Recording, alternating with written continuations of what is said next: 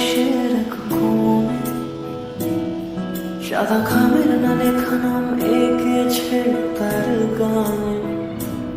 তোমাকে না লেখা চিঠিটা ডাক বাক্সের এক কোণে সাদা খামের না লেখা নাম এঁকেছে তার গানে।